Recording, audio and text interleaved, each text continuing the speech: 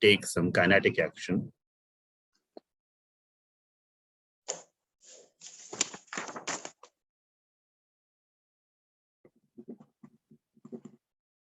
The battlefield in some way and take action which is way beyond its mandate, in no way under its belt.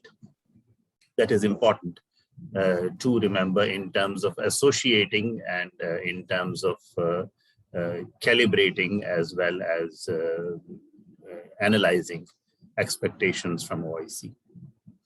So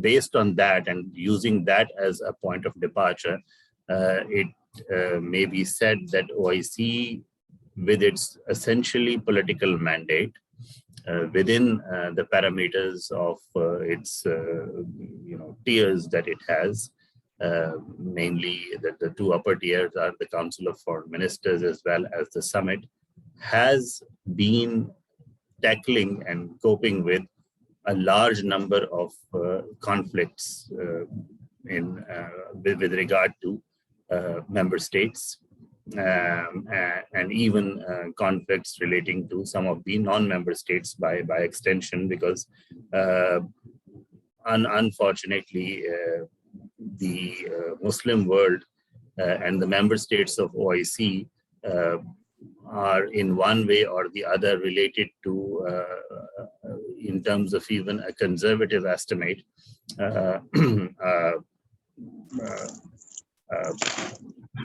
at least 70% of the conflicts around the globe. So it is dealing with those conflicts from Palestine to Kashmir, to even some of the minority situations which have become source of conflict, like Rohingyas, other situations in Africa, in the Lake Chad Basin, in the Sahel region. Azerbaijan is one example, the issue of Nagorno-Karabakh. So it has been active in terms of the subject of its successive resolutions over years and decades. Cyprus is perhaps an example not to be forgotten. But what OIC has done essentially, that it has taken principled positions on it. Since, let's take the example of Palestine and Kashmir. Why I take this example? Because in terms of the genesis of both these issues, there is a linkage. Maybe most people either don't know or don't realize that both these issues in terms of their prescribed solutions are premised on the right to self-determination of the respective people. But the right to self-determination in terms of discussion in the UN formation or the UN setting or the UN corridors was first mentioned, and the history has it, in case of Kashmir, in the General Assembly and elsewhere. And later it sort of was also weaved into the Palestinian resolution and became part of that context. So when OIC takes a position on either Palestine or Kashmir, since these two issues are essentially premised on right to self-determination of people, there is a commonality. There is perhaps the need for an equal emphasis. Whether that equal emphasis is being accorded or not, that may be a debatable point. But there is this need, because there is a common genesis, there is a common prescription with regard to the settlement. So if both are carried at an equal plane and not distinguished even amongst themselves, amongst these two issues, the organization and its position on either of the two issues would stand in a better or in a good stead. Having said that, and again, using the example of these two conflict situations, in the current scheme of things, for instance, if you look at the Palestinian issue, it is basically regarded as an Arab issue. And that explains the situation to a certain extent in terms of not only assessing or determining the potential of OIC in conflict resolution, but also analyzing it. Now, what is taking place, frankly, is that Palestine is essentially regarded as an Arab issue. Arab League takes the lead in terms of making pronouncements or even, formulating or deliberating and calibrating policy when it comes to the Palestinian issue. Now, what happens as a consequence, as an upshot, is that it limits the scope of the Palestinian issue and also limits the chances of its solution to that extent and that much. Because if it were to be made an OIC issue, it would become the issue of a larger number of member states, the Muslim world as a whole, and its support base, its weight with regard to almost 1/5 of actually more than 1/5 of the membership of United Nations would be enhanced that much, would be would be amplified to that extent. But that is not the case. And that also points to how to look at the potential and the achievement and the accomplishment of OIC, because in terms of being the second largest international organization, there is a space. It goes to prove that there is a space for OIC as an international organization, but that space is currently occupied by the Arab League. So this is something that I would want to bring to the attention of this forum, and perhaps subsequent speakers can also look into it and comment on it. And if there is a discussion segment, it can be looked at, because this is singularly significant in terms of determining as well as analyzing the potential of OIC in conflict resolution. Now, taking the example of Kashmir and Palestine further, for instance, in the current scheme of things, whatever is happening not only indicates a similarity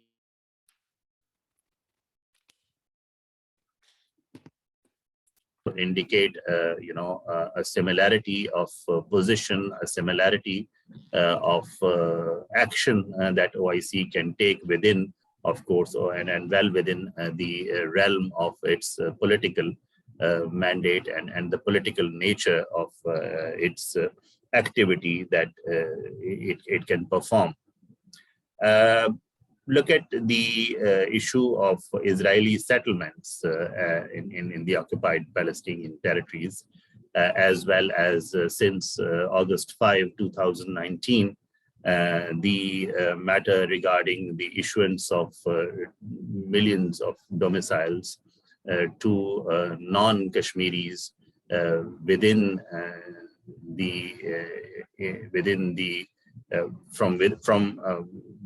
India, because Kashmir is not a part of India. It is a disputed territory, but from within India, people from other provinces, other states,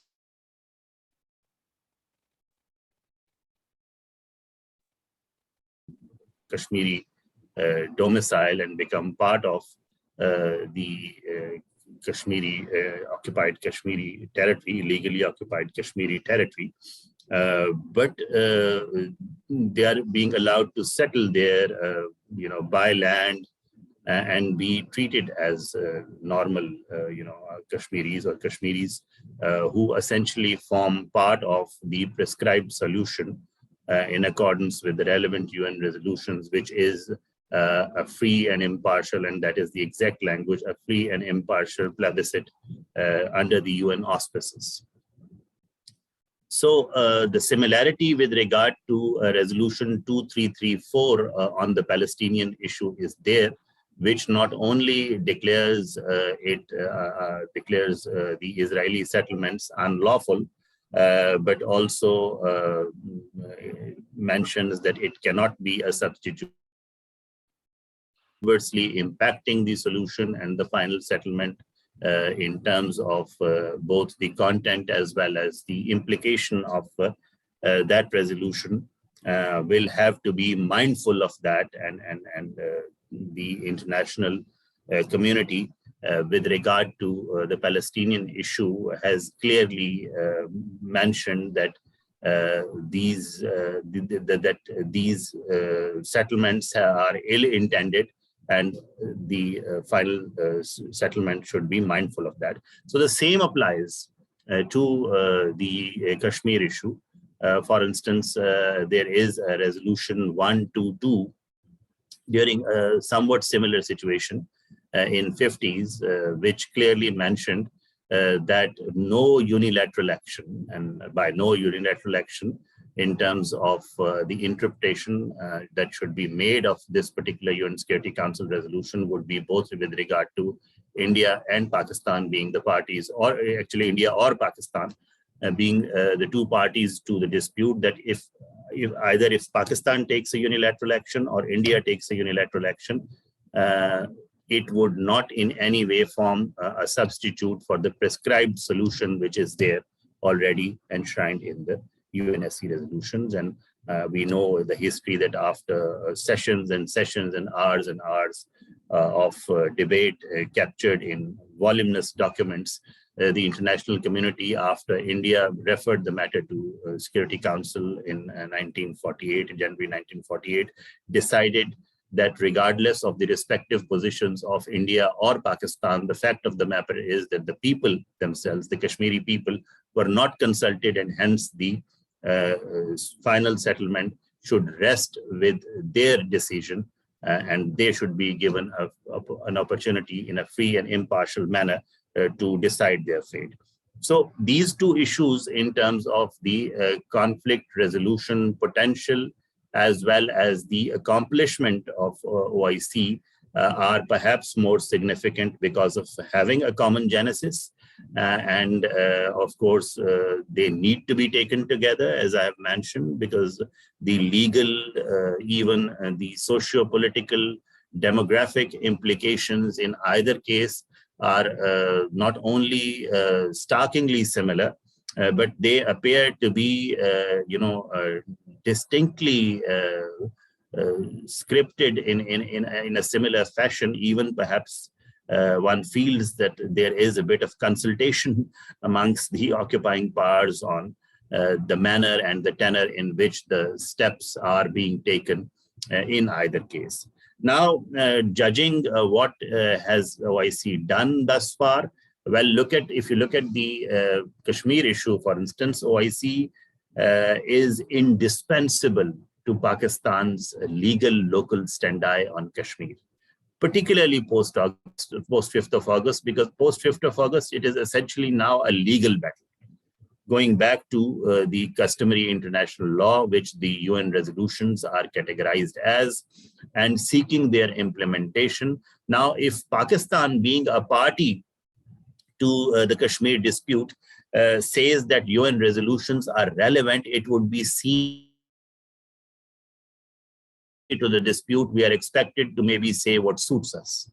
But when OIC mentions that the resolutions of the United Nations, the relevant UN Security Council resolutions on the Kashmir dispute are relevant, it is a different ballgame, because it is throwing the weight of the second largest international organization with 56 member states for now, because Syrian membership is suspended in our case, and that is where it becomes indispensable.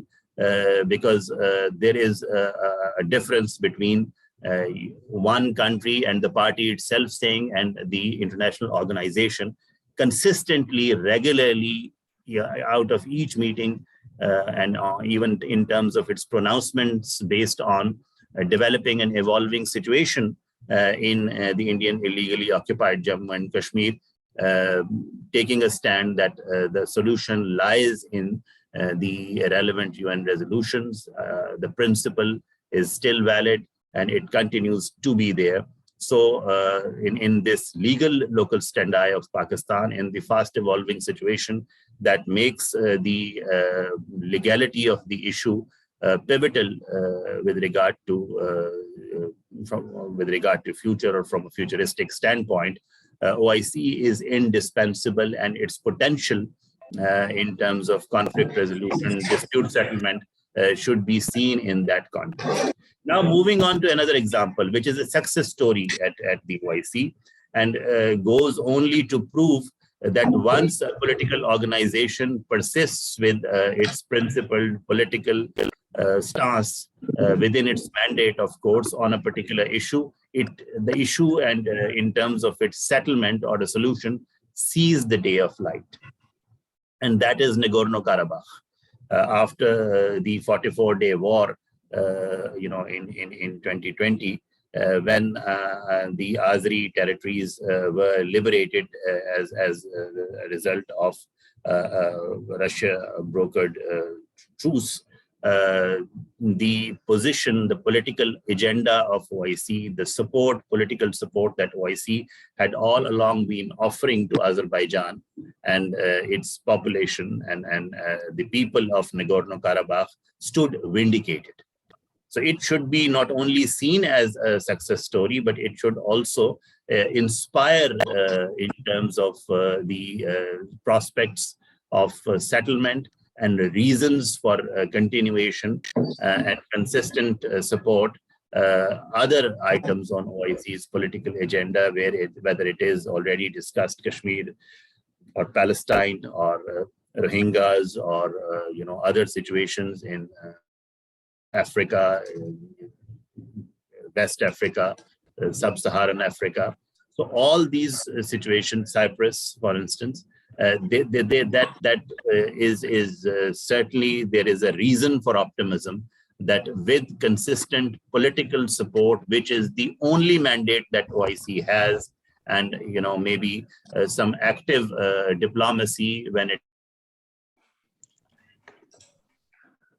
on the part of OIC membership, because some of the resolutions, including the Kashmir resolution, mention this, that in their relations with India and in their bilateral contacts with India, the OIC members this issue up, take it up regularly, and of course behind closed doors for political reasons. It cannot be done basically openly, as we all understand, but behind closed doors, this should be discussed with India, and that much pressure should be exercised with India, and situation will change. How the situation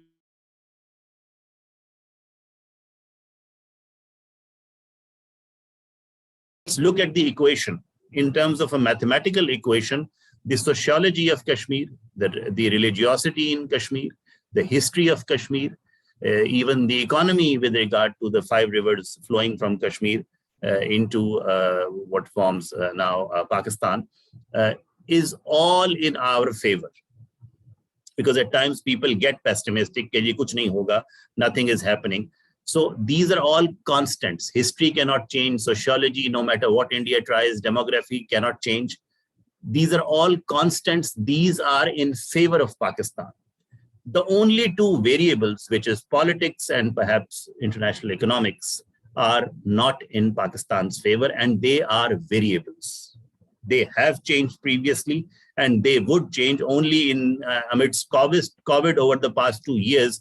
We have seen how much political and economic upheaval it has caused around the world. So our generation is at least witness to so many changes that we should bear the broader, the larger picture in mind, and perhaps leave no room for pessimism with regard to at least the topic of our discussion in terms of OIC, in its potential towards conflict resolution. It is a political organization. It can lend political support, but the consistency of political support, and based on that political support, certain perhaps actions on the part of individual member states or collectively amongst member states, like there is a request and a decision at least coming from OIC on boycotting Israeli products. A similar decision perhaps could someday be forthcoming with regard to India. And if not all, some of the member states can start practicing it. then there are reasons for optimism. These organizations, OIC in particular, whether it is Arab League, whether it is UN, that is different, but all the organizations which are in terms of their geographical spread scattered like OIC, or have a regional or sub-regional significance, lend political support on basis of certain principles which are essentially enshrined in UN resolutions. It is UN that has to take maybe kinetic action, and OIC can only lend political support, but that political support in terms of the potential of conflict resolution is so significant, in terms of the legality of the issue is of ultimate significance, to the extent that not only that its significance should not be lost in analyzing any of these issues in terms of their prospective solutions, and broadly, at a macro level, the potential of the organization itself in trying to deal with these political challenges, these conflicts, which actually inflict and infect at least majority of its membership, because as I mentioned at the outset, safely 70 to 80% of conflicts around the world include in one way or the other member states of OIC involved, whether there's a political exposure, there's a financial exposure, or there is social exposure with regard to these two issues. I see that I have consumed my 15 minutes. So in the interest of timekeeping, I'll stop here. And if there is a discussion segment and there are any questions, of course, I would be there to respond to them, but I will be very carefully listening to more eminent subsequent speakers. Thank you, Arish. Thank you so much, Master Sheikh. I think you've put OIC in the right perspective, that it originated as a result of a conflict, and its mandate is about conflict resolution, but it's about peaceful conflict resolution, political diplomatic resolution of conflict. It does not have any military means to solve any conflicts. It is not a military alliance like NATO, and politically and diplomatically, OIC has been exerting its influence and playing its role in resolving three of the most pertinent conflicts involving Muslim people. That is the conflict of Palestine, the conflict of Kashmir, and the conflict of Nagorno-Karabakh. Thank you so much, sir. With that, we will now move to our next eminent speaker, Dr. Osman Chauhan. Dr. Osman Chauhan is an international economist and academic who serves as Director, Economic Affairs and National Development at the Center for Aerospace and Security Studies, that is CAS, in Islamabad. He is among the top 10 business authors out of 12,000 authors on Social Science Research Network, which is the largest open repository of knowledge in the world. He has published 3 books in the past 3 years, titled Public Value and Budgeting International Perspectives, Reimagining Public Managers Delivering Public Value, and Public Value and the Digital Economy. Dr. Chauhan has testified before various authorities based on his technical expertise. His forthcoming 4th book is titled Pandemics and Public Value Management. Once again, he has had an illustrious career and his CV is much longer, but for the sake of brevity and to save time, I would stop here, and I would invite Dr. Chauhan to please speak on the subject that has been assigned to him today, that is OIC, Islamic Finance, and the Islamic Development Bank. Over to you, Dr. Chauhan. Thank you very much, Arish. Thank you very much for that generous introduction. I would request the ability to share my screen because I have prepared a presentation today on the subject of the Islamic Development Bank, which sinks in, I believe, quite well with what Sir Rizwan was talking about. So if you'll allow me to share the screen, let's get this PowerPoint up and running. Have you shared your screen? Have you tried doing it? Host disabled participant screen sharing, it says.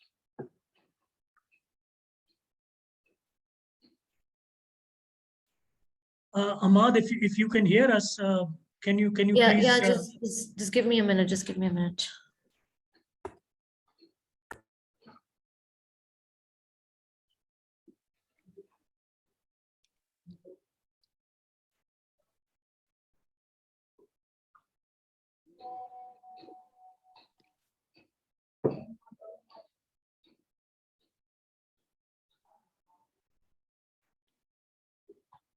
So in the interim, while we get that going, Yeah. I'm happy to give a scope of what I'd like to talk about, building upon what Sir Rizwan said about the OIC. My discussion is centered around the Islamic Development Bank. It's a multilateral bank. Abbreviation is ISDB.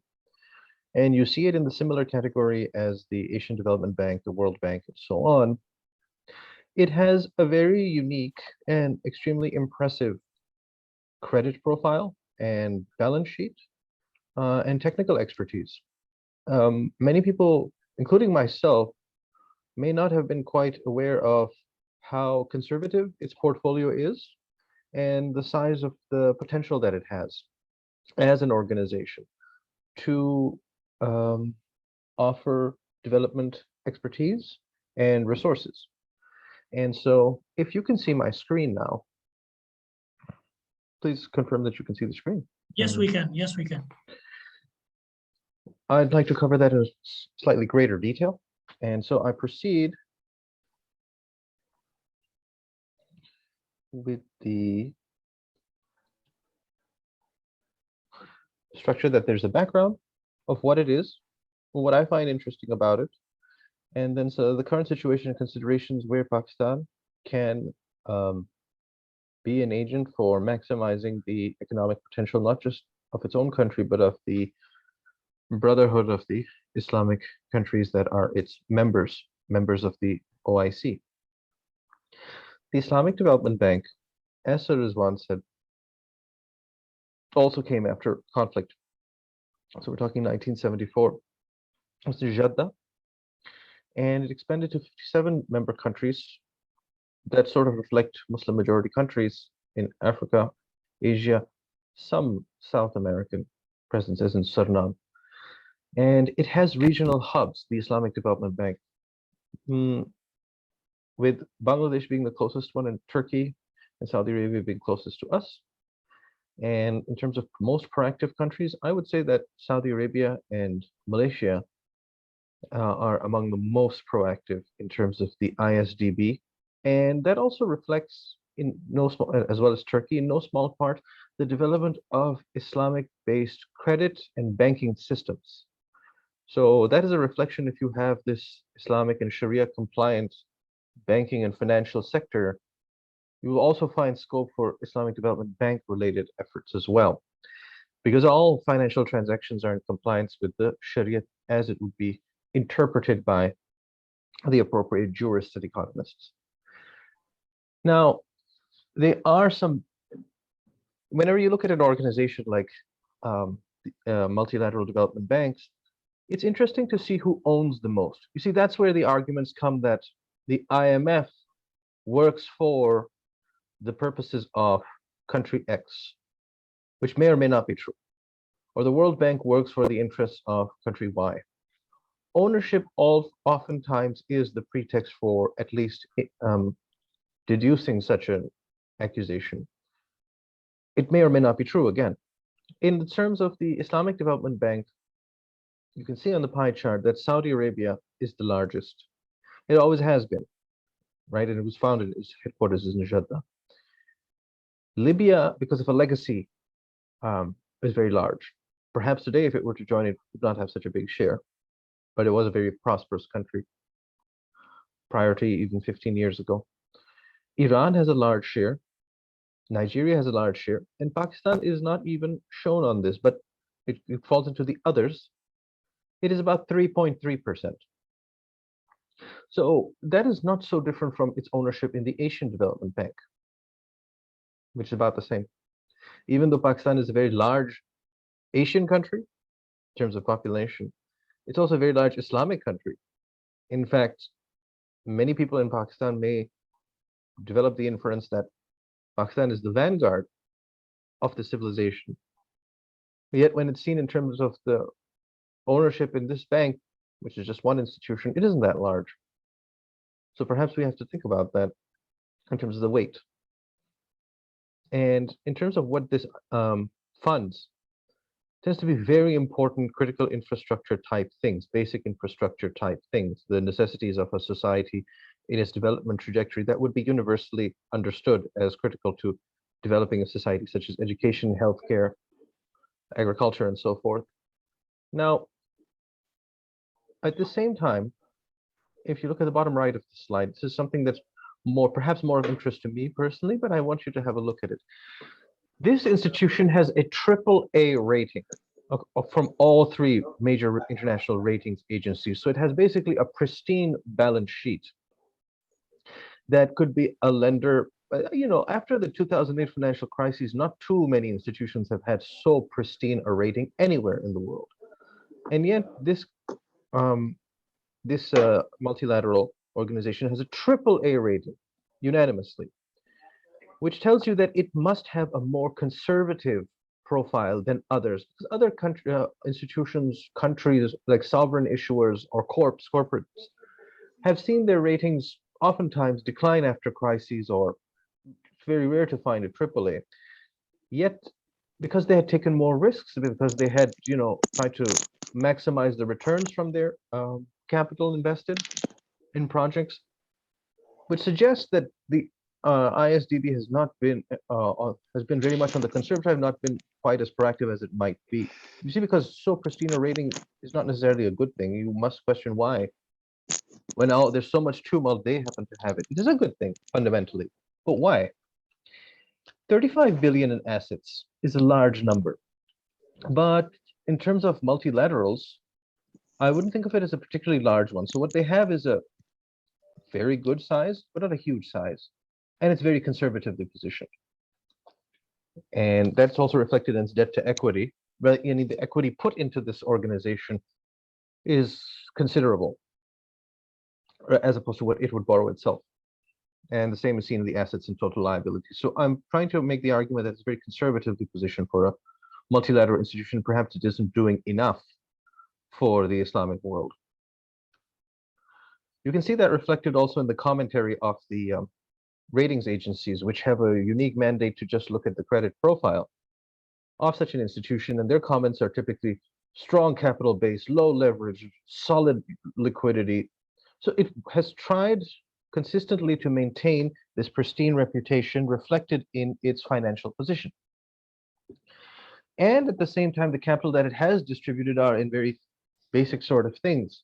If you look at the asset portfolio by sectors, so it's one thing to say education or healthcare or something, but in terms of the sectoral distribution of its asset portfolio, it is in the most defensive sectors of the economy in terms of, for example, an equity market. So public utilities, telco, transport, social services are large assets. That's good because these are basic things, but these tend to be very defensive and acyclical industries or sectors or subsectors.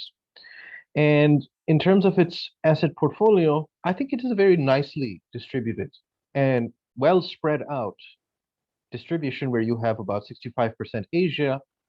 Most Muslims in the world are in Asia, and then Africa. So that makes sense. But it says that it has one of the most broadest operational scopes, but it actually has very little intrusion into all of them. Which is to say, कि थोड़ा सा इधर हाथ मारा, इधर हाथ मारा, इधर हाथ मारा, लेकिन हल्का सा, नजाकत के साथ, in a delicate touch. And it does pride itself on its asset diversification. That's why it looks good. But all fingers point to the fact that this is very conservative, which would be a justified position if the Islamic world was already very developed and you would get low rates of return on investment, because these are all very old societies with old demographics and not too many new projects. Then I would accept that you are so conservatively positioned because you're just trying to earn a dividend or get light, low risk, low return sorts of profiles. But the Islamic world, in fact, isn't like that. The Islamic world demographically is very young compared to the rest of the world. It does have very essential requirements on all of the fronts, certainly those that it's working on, And they are characterized by high economic growth potential, not just because of demographics, but because the gap between their actual development and potential development is very large. I understand that the 57 countries is very difficult to generalize when you have a country with the GDP per capita of Qatar, but you also have countries like Bangladesh in there, or Pakistan, or the Gambia. And so if I look across the Islamic world, I would say that it's a little bit too conservatively positioned given the potential to have development in Islamic countries and the requirements of these countries. So maybe it has reflected more the character of, for example, Saudi Arabia, which is a resource-rich and stable, large, resource-dependent economy, rather than that of the Islamic world as a whole, which is, of course, something you can infer from its ownership structure. Now, it does, so I'm expressing my appreciation for it, but I'm also saying that it could do more given the reality of the Islamic world, the economic reality. Like other multilaterals trying to position themselves in the post-2008 world where financial institutions in general have been stigmatized, sometimes justifiably so, but at other times unfairly so, they have all sought to position themselves positively in the public eye. And so they have nice sounding strategic objectives and pillars, which often have mantras like sustainability. Now, sustainability, don't misunderstand me, sustainability is at the crux of economic development, and it's really the only way forward in the 21st century, given the condition of the environment, given the condition of resource consumption and inequality in the world. But always take what any organization says in terms of sustainability with a bit more introspection and reflection into what is being done. Now, in the case of the ISDB, it actually is working towards these things, and it's doing a good job. It's just that it's a bit conservative. So it cares about inclusiveness, connectivity, and growth. And then it wants to work on the social elements as well as private sector development and resource mobilization among the pillars, the objectives, and the prerogatives that it has. So it's done this well, but you should see it in the context of larger institutional shifts post-2008 towards certain language that is supposed to mollify a generally stigmatized sector, which is international development and finance, given that countries still are in the same phase of development, more or less, as they were 2 decades ago, with some exceptions being China. Most countries still that were developing countries 20 years ago are still developing countries, or even 50 years ago are still developing countries. So where can the Islamic Development Bank do more? Well, I would say that it's done a good job in terms of diversification and asset allocation, but in the 21st century, the sorts of things that are required for sustainability and development are the ones it is working on. And they're also the ones that Pakistan needs to work on and is working on, because this government has put a strong emphasis on sustainability in its development. The eco-friendliness, the social categories, the social development have all been significant priorities of this government, and it's very good. They're achieving it. It also aligns with what the Islamic Development Bank cares to work on. For example, transportation and energy efficiency, renewable energy, pollution, water, affordable housing, as you're well aware, is a big category here, basic infrastructure, essential services. These are all things that resonate well with Pakistan's needs. And in terms of what the breakdown is right now, in terms of what is eligible in the green assets, transport is a big one, but transport is very important in Pakistan too, because you notice that traffic is increasing in all our cities, congestion, as well as road deaths, etc., like all of the externalities that come from that and second order effects. So there is a strong alignment between Pakistan's requirements and what the Islamic Development Bank can do. So they should be doing it more proactively. Yes, it's good to have a diversified base where you cater to 57 countries, but Pakistan is a considerably large thing and it should be a priority in the Islamic world. So if you have a portfolio and you think which of the countries have the most potential and they're the largest and there's a gap between the achieved and potential, Pakistan is your lead thing. So maybe it shouldn't be so diversified. It really should emphasize Pakistan's potential in this category, not only from a what you might say a social or social good perspective, but also from the rates of return, because the rates of return you can earn in Pakistan are very, very high compared to some of the other countries. Now, finally, in terms of the capital markets, because they issue bonds, right? And then they have different maturities, and then this helps to fund things. And because of their AAA rating, the cost of that borrowing is low, and so they can then maximize where they in turn lend to, currency exposure becomes a very interesting thing. Capital markets, in those terms, United States dollar is 80%.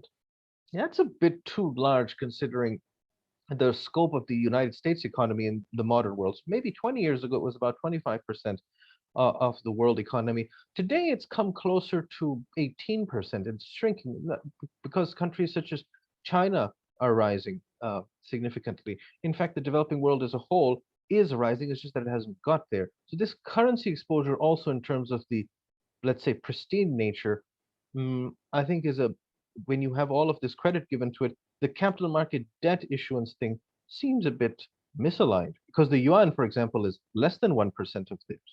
And you can understand that that 0.4 Malaysian ringgit is because Malaysia is so large. But if Malaysia is so large in the Islamic world, then perhaps this should be larger. So these are some, as a financial analyst, early in my career, my work was at the National Bank of Canada. So I'm using that lens. It's not something that you would talk about every day, and it is a dull way of looking at the subject. But from all of this, my major inference is that the Islamic Development Bank's portfolio, its interests, and its initiatives for development, its strategic pillars, they all align very much with what Pakistan needs. And in addition, it seems like this is a very financially conservatively positioned organization with a pristine balance sheet that perhaps isn't being deployed to its maximum, and Pakistan's needs are growing, and so there's a very strong alignment. And so the final concluding sentence from all of this argumentation is that there is much more scope for this bank, this multilateral, to be issuing credit for projects, engaging in technical expertise, and assisting specifically Pakistan in its development objectives. Thank you very much. I yield the floor. Thank you so much, Dr. Chauhan. I think it was one of the most educative talks on Islamic Development Bank that I've listened to. This also, kind of tells me that since you've just mentioned that ISDB is a very conservative bank, so that is perhaps one of the reasons we don't hear much about the bank in Pakistan and about its lending and about its projects, which makes me curious about whether we are not trying hard enough or whether the bank is too conservative to lend anything to anybody. I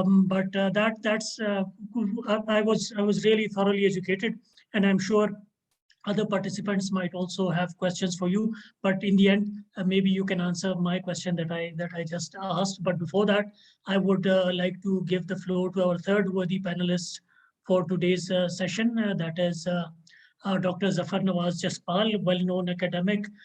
He's a professor at the School of Politics and International Relations in the Qasim University, Islamabad. He was the director of the school from October 2012 to January 2016. Dr. Jaspal has delivered lectures at many professional and training institutions, including a distinguished NATO school at Obermurgau, Germany, NATO Defense College, Rome, Italy, Center for Excellence in Defense Against Terrorism, Ankara, Turkey, National Security and War Courses of Pakistan's National Defense University, Intelligence Bureau Academy, Command and Staff College, Quetta, Air War College, Karachi, and Foreign Services Academy of the Ministry of Foreign Affairs, Pakistan. Dr. Jaspal, like the other two panelists, has a long list of achievements to his credit, but for the sake of time, I would stop here and I would invite him to speak on his subject for today's session, that is prospects of the OIC in contemporary international politics. Over to you, Dr. Jaspal. Thank you very much, Aj Khan.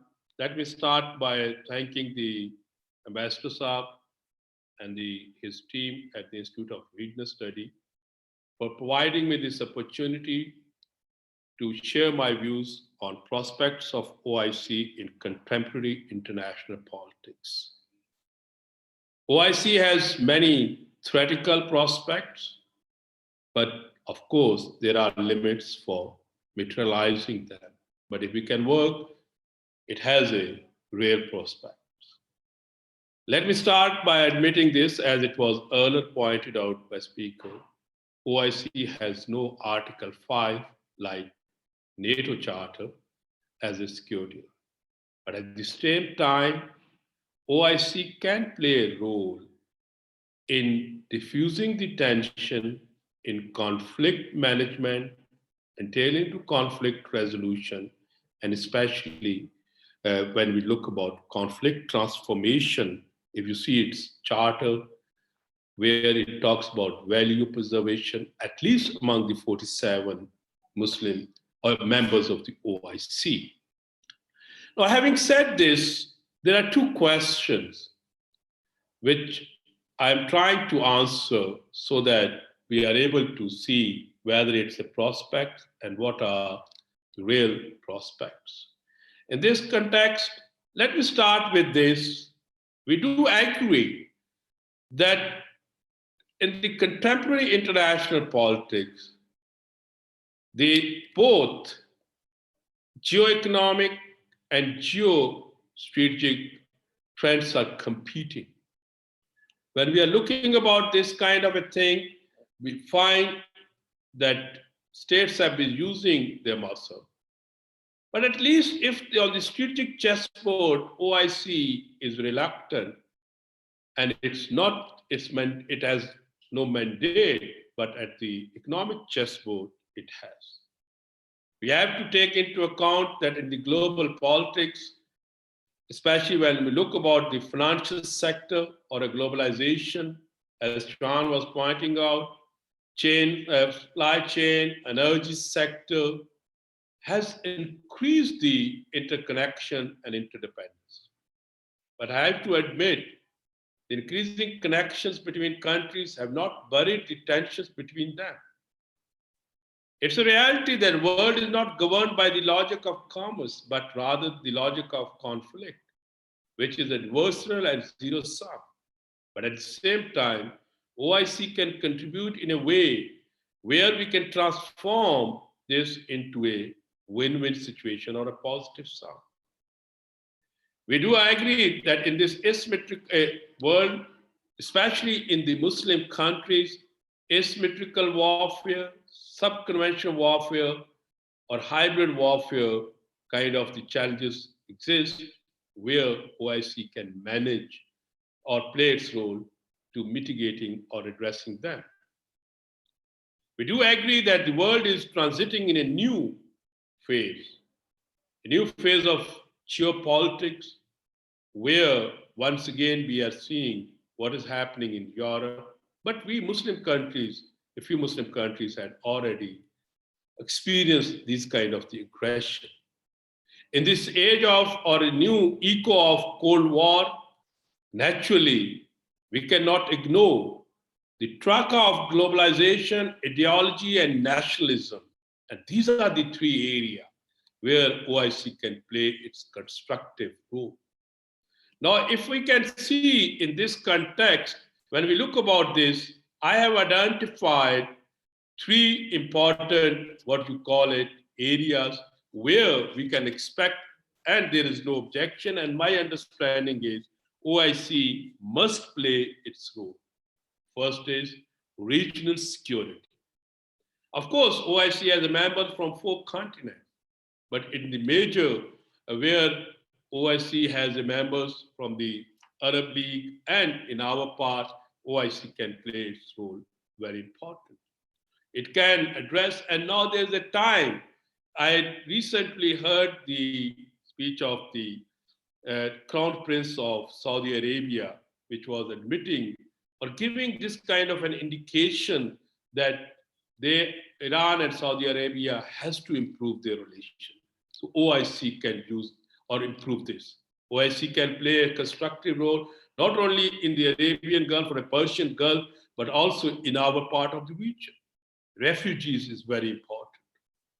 Starting from Myanmar, Rohingya refugees, coming to us, what is happening in the rest of the world, Muslim refugees from the Middle East or in Afghanistan. And we have to not forget, OIC countries have to, and this in the forthcoming Foreign Minister Council, meeting of the Foreign Minister Council, Pakistan has to sensitize them that after, or even before, Europe had a refugees fatigue. But after this Ukraine crisis, Europe will be not paying any attention on the Muslim refugees, especially Afghan refugees. So OIC can be used, and it can create a optimistic situation for Pakistan or for the Muslim refugees in the entire world. This is another important area where OIC can constructively play a role. That is what I can say, instead of clash of civilization, a dialogue among civilization, a dialogue among the Muslim countries, a dialogue among the Western and Muslim civilization, and through that, OIC can play a very constructive role in addressing this Islamic phobia. It's very interesting to note, recently, Prime Minister of Pakistan, when he was discussing, or there was a talking with the President of Uzbekistan, recently President of Uzbekistan, when visited Islamabad, both you can say leaders agreed that they must work for Islam, how to address this Islamic phobia problem or challenge.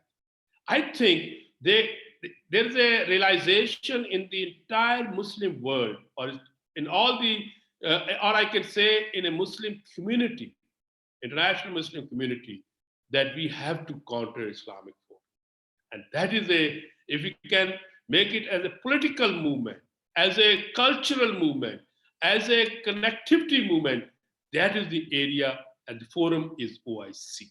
And if we can start talking from there, we have a resources, we have a narrative, and with that we can use the OIC very effectively in that context. Then, of course, as we have seen, we are living in a globalized world. There's too much connectivity. We are living in a social media age. But this connectivity, where it has an advantage, there are the disadvantages, especially in the realm of culture and values. One of the primary objectives in the charter of the OIC is to protect and promote Muslim values, Muslim acceptable values, which can prevent, or you can say, improve our Muslim countries' outlook not as a terrorist breeding states, but as a peace-loving communities. They can promote a real Islamic values, which will be going to contribute in addressing the Islamic phobia. And finally, in this context, I can also add, and that here, permit me to take from Usman Chauhan's presentation very rightly, that we are living in the connected, regional connectivity, economic connectivity, and you need your own mechanism how you do a trade. And for this economic connectivity, Islamic, or what the Chauhan was recommending, banking system, we can contribute and we learn from there. So in this changing world order, where we are witnessing that on the one side, Chinese and the Russians are working how to move ahead and pose a challenge to Bretton Woods system, or whether they are able or not, but we are not here challenger. OIC cannot emerge as a challenger, but as a facilitator in the economic sector and in the regional connectivity. So in this age of regional connectivity, I think OIC can provide a 4-continent opportunity nations to join hands for economic prosperity. Then finally, OIC member states, majority of them are littoral states. They can contribute constructively in Asia-Pacific economic activity, or what we call it, blue economy, by working together. So let me conclude by saying, OIC cannot be shy that it is going to pose a challenge. Yes, it's one of the biggest multinational, you can say, organization, intergovernmental organization after the United Nations. If they work together, it can do marvelous or improve the economic prosperity of its member state, cultural, you can say, prosperity, and contribute constructively in addressing within the intrastate as well as interstate conflict in various regions. Despite this, that it is not a military alliance, but it is a forum, it has a space, and it contributed. And finally, OIC has to continue from where it started in 1969, Palestinian and Kashmiris. Right of self-determination, this right of self-determination is not OIC's granting them. United Nations has accepted it. Both these communities have a legitimate demand, legitimate right. and OIC can contribute constructively in pursuit of the right of self-determination of Palestinians and Kashmiris.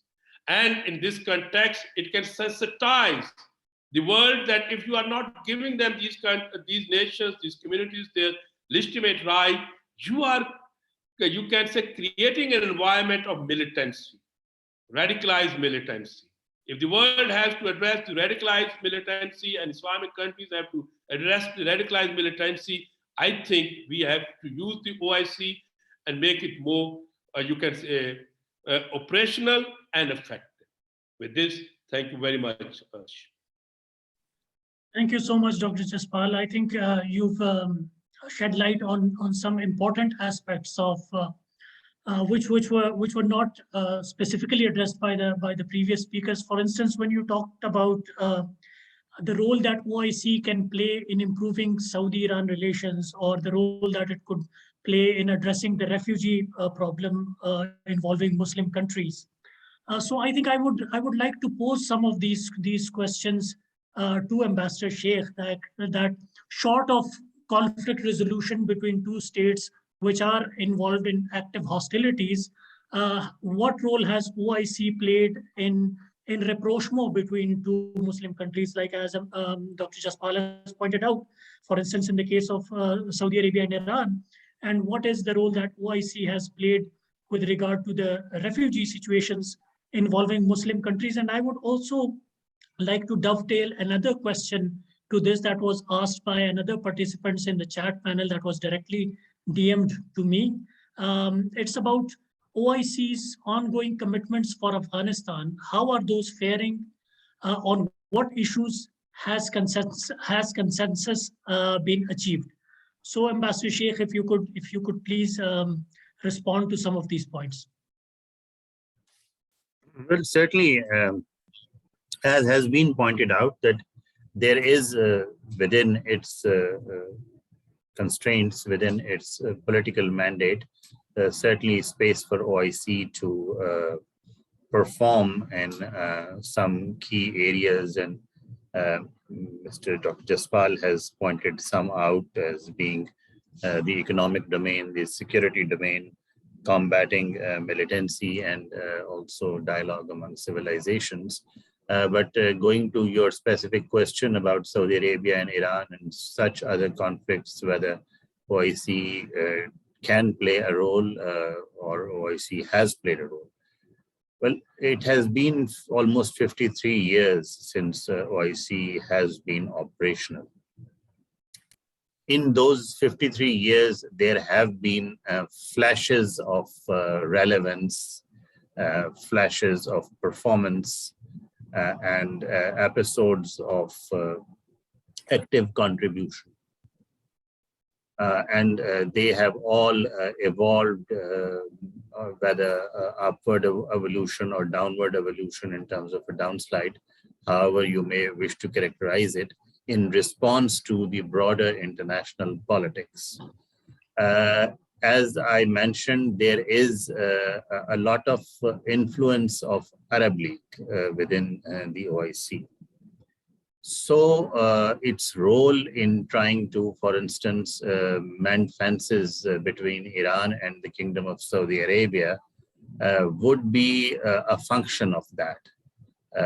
If there is a tendency, as Dr. Jaspal has pointed out in terms of recent pronouncements from the kingdom's leadership, to make some progress, to take a few steps to induce incremental change in that equation, then OIC is there, it can be brought in. But normally what happens is, and as of now what is happening is that if you want an update or a current state of play, because I am based in Jeddah, I recently attended the senior officials meeting preparatory to the forthcoming CFM in Islamabad, and all these political issues were on the agenda.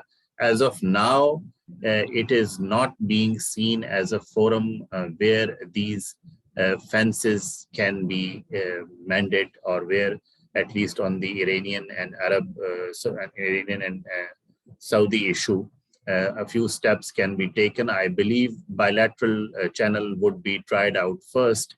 And once more issues are resolved there, or most of the issues are resolved there, some of their residual or variants could be brought to OIC. But let me cite a specific example from my personal 48th session of the Council of Foreign Ministers, coinciding with our 75th independent anniversary celebrations. People would recall that we had on our 50th independence anniversary celebration, Pakistan had organized an OIC summit in 1997. And on the sidelines of that summit, it was again a similar situation between the Kingdom of Saudi Arabia and Iran. I distinctly recall and remember that Pakistan had played a conciliatory, mediatory role between the two countries, and it was effective, it was result-oriented at that time. So either using the forum itself or the opportunities afforded by the forum during its meetings, summits, CFMs, maybe even other ministerials. There are a number of sectoral gatherings and moods that OIC has, could be used and can be used in that regard. But let me also comment on the presentation made by Chauhan sir. Yes, Islamic Development Bank and Pakistan have been partnering for over almost 50 years now, 47 years to be precise, because the bank started operating in 1975. Pakistanis had a major role. Pakistani professionals, Pakistani bankers had a major role in establishing the bank. And even today, I think after the Saudis, Pakistanis form the largest, national group that is on the OIC, on the Islamic Development Bank staff. In terms of the bilateral exposure, Pakistan is either the first, and it keeps which has exposure with the bank in terms of benefiting from the bank's lending. As you mentioned, it is not perhaps widely known, but Pakistan has benefited a lot from banks lending in areas where even perhaps other multilateral banks would not lend. There are certain areas in terms of banks exposure with Pakistan, which if, for instance, had you taken that project or that specific request for funding to another multilateral development bank, whether it's World Bank or the Asian Development Bank, it would not have matured. But the Islamic Development Bank has done that. Then there is within the Islamic Development Bank group, there is Islamic Trade Finance Corporation. ITFC has a major lending again to Pakistan, mostly to do with trade in the energy sector, the oil that it's of course a major component with regard to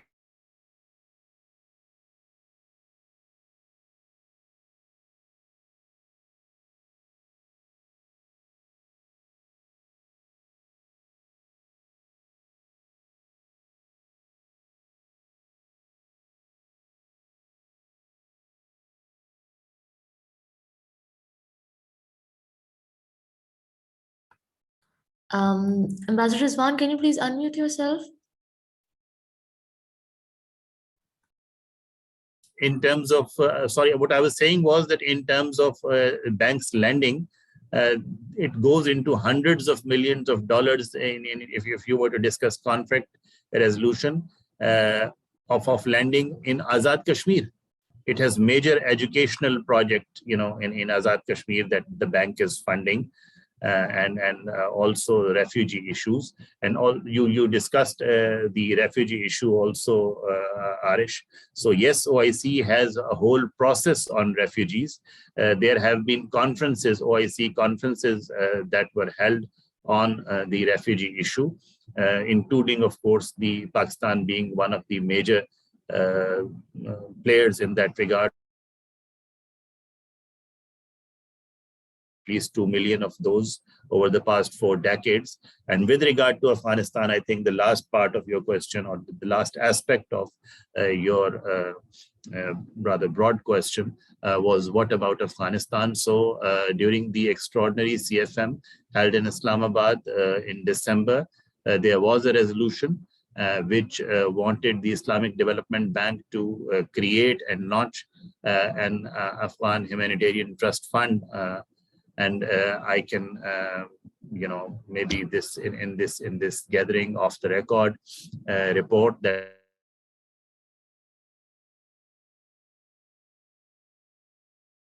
administrative infrastructure has been completed by the bank.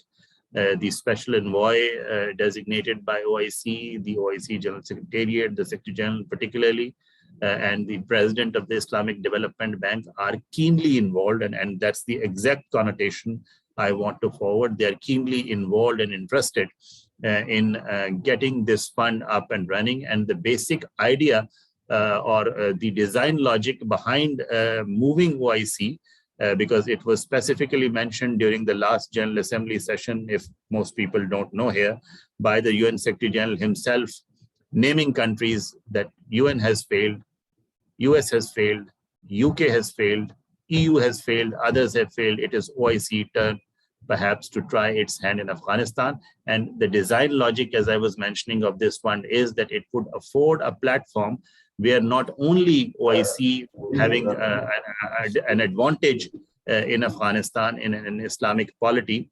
would play a role, but that platform would actually be utilized by other international agencies. And there are discussions, as we speak, to that effect and in that direction, like the World Food Program, like OCHA, of course, OIC's own food security organization, WHO, etc. They are in touch, in contact with both the OIC General Secretariat, the Special Envoy in particular, as well as the Islamic Development Bank.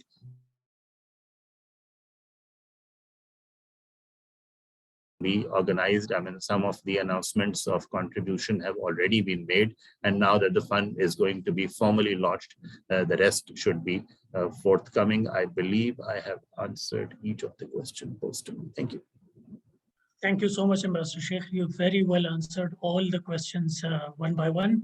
So since Dr. Jaspal has to leave, so I have a question for him. That do you think OIC could play a role? And this is a question, by the way, from my colleague Imran Sardar here at the Institute, who had directly messaged this question to me. Do you think OIC could play a role in resolving Kashmir issue, or its role is confined to supporting the UN resolutions, or simply standing behind the UN resolutions? Secondly, could you see OIC playing a role in convincing India to fulfill the promise of self-determination of the Kashmiris? And thirdly, OIC's role in normalization of ties between India and Pakistan, which of course would help peaceful resolution of Kashmir dispute. Over to you, Dr. Jaspal. You have to unmute yourself, sir. Thank you. I think that we are expecting too much from the OIC on the Kashmir issue. We must be very realistic, because when we are looking about the OIC, we have to keep in mind OIC members' personal connectivity. But of course, if there is an escalation of a conflict between India and Pakistan, many OIC countries will be economically, politically, culturally bigger sufferer. So naturally, in that context, being these countries or OIC itself become indirectly a stakeholder to prevent a conflict between India and Pakistan. So naturally they can, and many OIC countries, like Saudi Arabia, UAE, Iran even, they had a good communication or links with the India, and they can use their bilateral relations for improving relations between Pakistan and India. Second, yes, OIC has to become very much vocal on the United Nations security, because that I already submitted, that and OIC at many occasions, it has been highlighting, revisiting, and you can say debating that the Kashmir issue must be resolved. So I think OIC can only provide in that context a political support in the resolution of a Kashmir issue, which OIC has already been doing, and we have to accept this, and there are limits in that context. And finally, I can say not only OIC, Pakistan has a principal stance on the United Nations Security Council resolutions. That makes us a legitimate, you can say, stakeholder of the Kashmir conflict or a Kashmir dispute. So naturally, we are demanding, and I think OIC good officers are also sensitive that Pakistan's the stance on the United Nations related resolutions, and it is always supportive to it. And I think OIC politically and diplomatically, it is doing already good, and we have to use it further. But we have to not expect more. We must be more realistic, as I submitted, that when we try to examine the OIC role, we must keeping in mind that it is an organization which can use it diplomatic and political. It's not a military organization. Thank you, Arsh. Thank you so much, Dr. Isfal. I think there was another similar question by Ms. Sarah Khan. So I think you have addressed both the questions. And since I know that you have to leave, thank you so much for joining us and enlightening us with your thoughtful remarks. Thank you so much. Thank you. Thank you. Now I will move on to Dr. Chauhan, and my question about the Islamic Development Bank. We don't seem to know here in Pakistan much about it. So what are the reasons for it? Is the bank too conservative for us, or we are not trying hard enough? It's difficult to say, because my understanding of what Pakistanis know and don't know about Pakistan's economic engagements abroad seems not to reflect the fact that Pakistan has deep connections. Ambassador Rizwan gave two very good examples. First of all, the expertise and staff of this development bank in particular has a disproportionate size of Pakistanis. In addition, the trade facilitation aspect, in a similar way that other multilateral institutions have various other sister organizations or arms, like the World Bank has the IFC, for example. So ISDB also has various arms, and other organizations do too. And there is economic activity in various forms, phases, and goal objectives that are reflected in those engagements. But when I look at this organization, in particular ISDB, I'm puzzled by how well it has done, mashallah, you could say, in terms of maintaining a pristine credit rating and having such a diversified portfolio, including a lot of assistance to Pakistan, as Ambassador Rizwan mentioned, rightly so. And yet, why we don't know about it. But looking forward, ISDB can, I believe, re-engineer its portfolio in various ways. It is now, as was said, 50 years almost. It is a long time, and if you look at various elements of the graphs that were and charts that were shown, even in the ownership structure, it seems bizarre to me that, for example, Libya today's Libya would have that type of ownership. Just as an example, like this is more of a 1980s sort of structure, and that's because that's where it originates from.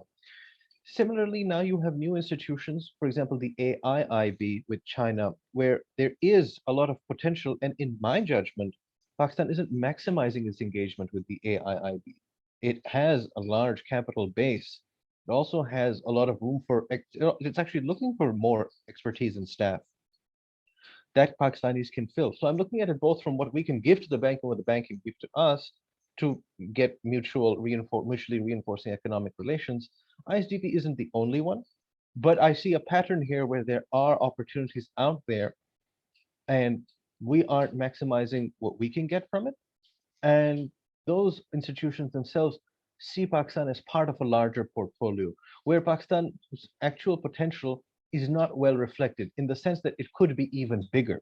This is an almost universal claim I would make for all multilateral or all international organizations engaging with a country so large with so much potential. Now, in terms of whether we just don't know about it, it's hard to say what is covered and what isn't.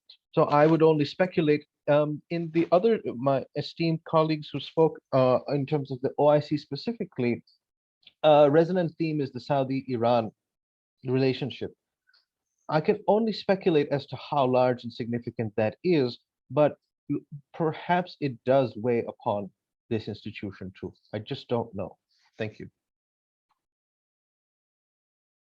Thank you, Dr. Chauhan. We have among the participants here, Ambassador Shah Jamal, who will be using, he is sitting with the President IRS, Ambassador Nadeem Riaz.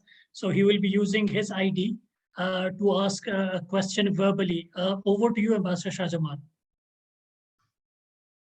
Hello. Yes, we can hear you, Ambassador Shah Jamal. Please go ahead with your question. Okay.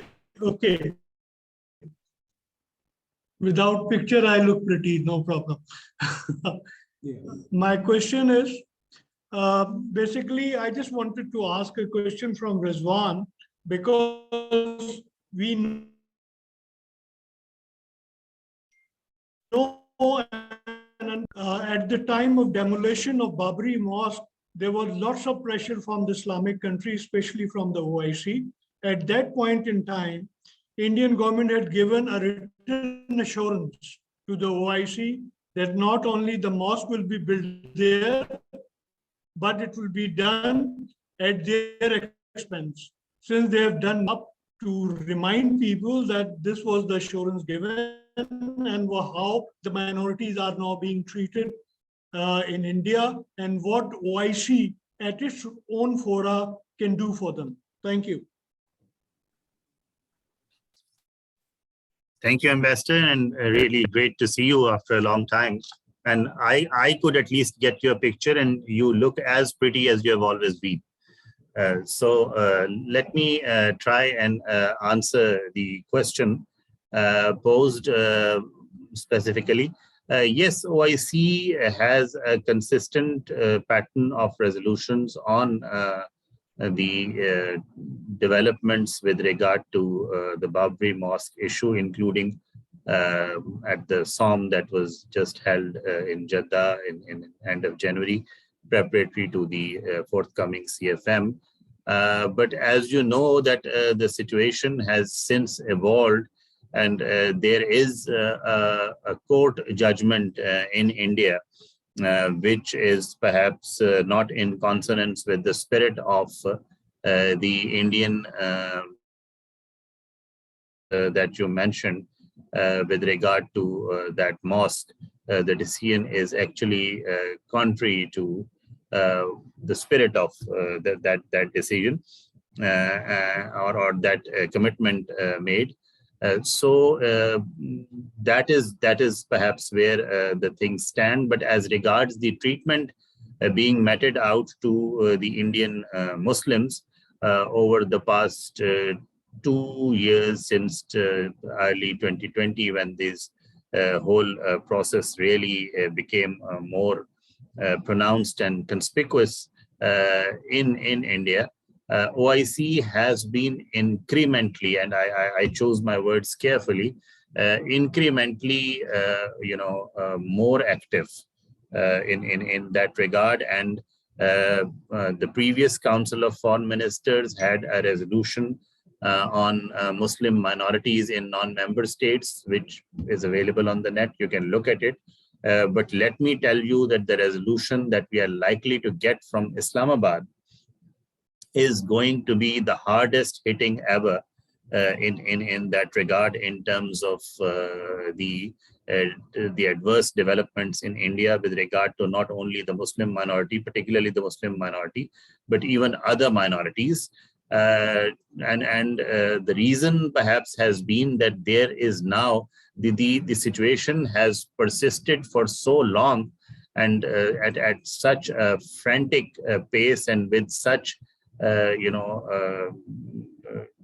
such disappointing developments, that the Muslim street in the Arab world in particular has reacted. And the member states, the corresponding member states, particularly, as I said, that the Arab group has a preeminent position in OIC, increasingly so. And positions that OIC has been taking in terms of its, show you that the resolution coming out of Islamabad you would see in terms of both the strength of the content as well as the spread of the content is going to be, this is becoming a common denominator with regard to India and the situation of a Muslim minority in India in particular, that OIC has been incrementally ascendant, and it looks like a trend that would continue in future. Particularly, it would be an opportunity during Pakistan's chairmanship of the Council of Foreign Ministers to not only maintain and sustain this upward trajectory, but to also add to it, to also shift gears perhaps in that regard. The reason again being that the Muslim street, Arab street in particular, is attentive, is responsive, and by extension the member states, particularly in the GCC area, are more tuned to it and are more willing to make pronouncements. For instance, whatever we submitted in terms of discussion, and let me tell you again, it is going to be more disclosed. Wait for it in 2 weeks' time in Islamabad. But the resolution on Muslim minority in non-member states had around 60 paragraphs. More than half of them pertain to India, 31, and not a single mention of objection on any of those languages, to even our surprise, but voices and chorus of support from all around remains to be finalized and formalized and endorsed by the Council of Foreign Ministers in Islamabad. That is very reassuring. Thank you. Keep up the good work. Thank you so much. I think since I don't see any more questions in the chat panel and I don't see any more raised hands, I think it's time for us to conclude. It's about 12 noon here in Islamabad. There's been 1.5 hours of really enriching discussion. I personally have learned a lot, and this also kind of reminded us that so much is happening on the OIC front, but there is little that we get to know about it, or perhaps there is little that we want to know about it, because we want OIC to do stuff quickly and obviously and visibly, and it's not how peaceful diplomacy works. It takes its time, it has its own nuances, and one has to be patient with peaceful diplomacy. And now we've learned from all the three worthy panelists that there is a lot that's going on at the OIC level, at both the political level and the economic level. It was really worthwhile listening to Dr. Chauhan's presentation as well about all the good work that Islamic Development Bank is doing, and Ambassador Sheikh's about all the political, at the political level, all that OIC is doing. With that, I wish the government of Pakistan all the best in hosting the upcoming OIC summit. And I thank all the worthy panelists, Ambassador Sheikh, Dr. Chauhan, and Dr. Jaspal, who has just left. Thank you so much for being with us, for really enlightening us on the subject. Thank you so much. Thank you. Thank you. Khuda Hafiz.